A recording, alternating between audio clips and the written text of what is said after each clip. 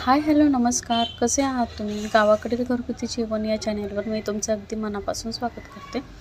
आज आपण इथे साबुदाण्याची खिचडी करणार आहोत. पण साबुदाणा खिचडी करताना मी इथे बटाट्याचा जो वापर केलेला आहे ते बटाटे चिरून घेतलेले आहेत. इथे उकडून बटाटे घेतलेले नाही आहेत आपण.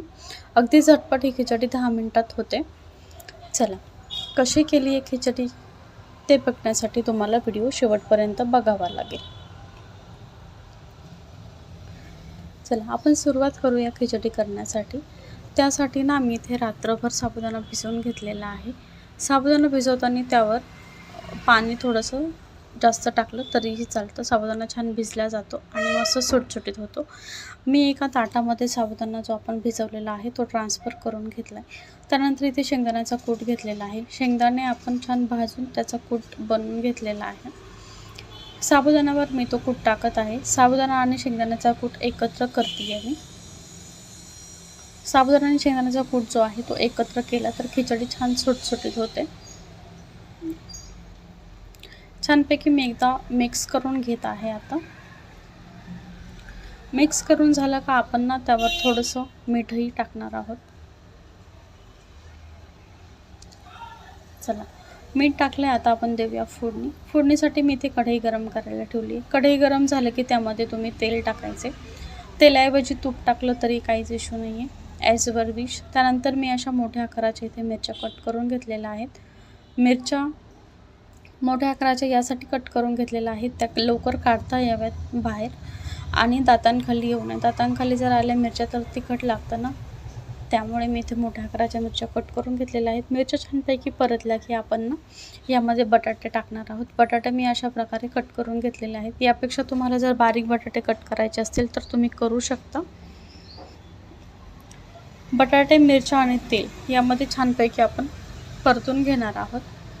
परतलं की त्यामध्ये आपण थोडंसं मीठ ॲड करायचं आहे आणि परत एकदा मिक्स करून घेणार आहोत. लक्षात ठेवा, मीठ आपण शेंगदाण्याचा कूट आणि साबुदाणा यामध्ये टाकलेलं आहे अर्धा चमचा. त्यामुळे मी इथे थोडंसं बटाटे शिजण्यासाठी थोडंसंच मीठ टाकलेलं आहे. बटाटे शिजण्यासाठी मी इथे अजिबातही पाण्याचा उपयोग केलेला नाही आहे. फक्त तेलावर हे बटाटे मी शिजवलेले आहेत. बघू शकता तुम्ही इथे बटाटे शिजलेले आहे. अगदी 2 ते 3 मिनिटामध्ये हे बटाटे शिजलेले आहेत आणि तेलही साईडला आलेलं आहे, बघू शकता. त्यानंतर साबुदाणा आणि शेंगदाण्याचा कूट आणि जो आपण त्याच्यामध्ये मीठ टाकून जो मिक्स केलेला होता साबुदाणा, तो इथे साबुदाणा मी ॲड केलेला आहे बटाट्यांवर आणि एकदा आपण अशा प्रकारे इथे मिक्स करून घ्यायचं आहे. या स्टेजला गॅसची फ्लेम जी आहे ती हाय आहे. त्यामुळे आपण काय करायचं आहे, कंटिन्यू 2 ते 3 मिनिट खिचडी छानपैकी हलवून घ्यायची आहे.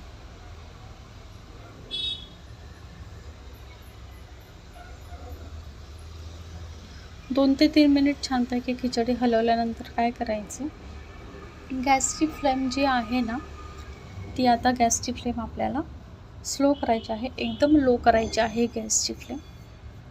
गॅसची फ्लेम लो करून त्यावर आपण झाकण ठेवून 2 ते 3 मिनिट मस्तपैकी वाफ काढून घेणार आहोत, जेणेकरून खिचडी कच्ची राहू नये आणि खायलाही अगदी मऊसूत लागते.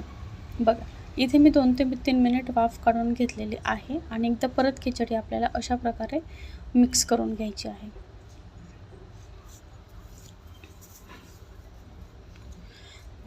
खिचडी मिक्स झाली आहे, पण थोडीशी कच्ची वाटत असल्यामुळे परत आपण त्यावर झाकण ठेवून 1-2 मिनिट परत एकदा वाफ काढून घेतोय.